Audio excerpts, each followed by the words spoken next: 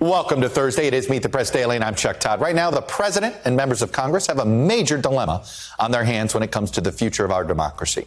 It's a dilemma that's bigger than simply trying to come to an agreement on a January 6th commission, and it's arguably bigger than any single legislative priority, even the sweeping H.R. 1 bill on voting rights. What I'm talking about is the growing movement among Republicans at the state level aiming to give Trump allies more power to subvert election results, essentially rig the umpires, buy off the umps.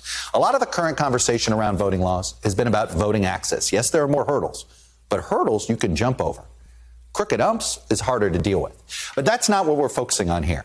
We're focusing on the crooked ump issue.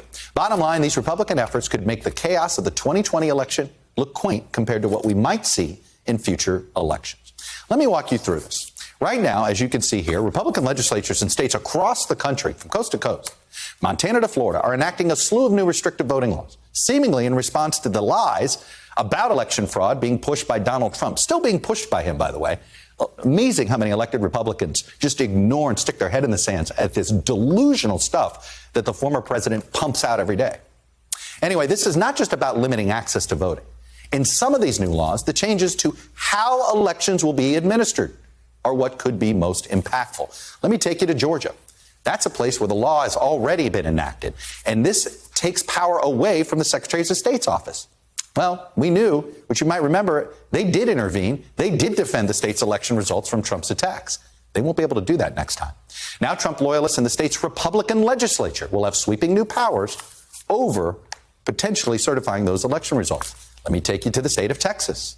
The law that Democrats have blocked for now will give courts more power to void election results. And the burden of proof is a huge issue here because it's explicitly written into the proposed law that the court could declare an election void without first attempting to find out how some individual voters actually voted. Let me take you to Arizona, where Republicans are conducting that bizarre audit, if you will. A proposed law would strip the current Secretary of State, a Democrat, of her powers to defend election laws before 2024.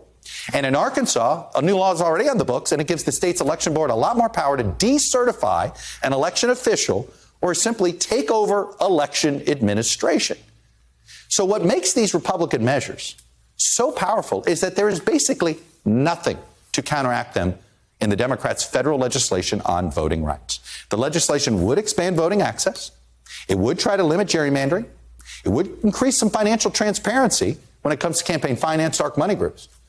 Doesn't deal with election administration at the state level really at all.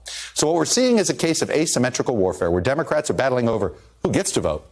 Republicans are also focusing on who gets to decide which votes actually count. Think of it this way.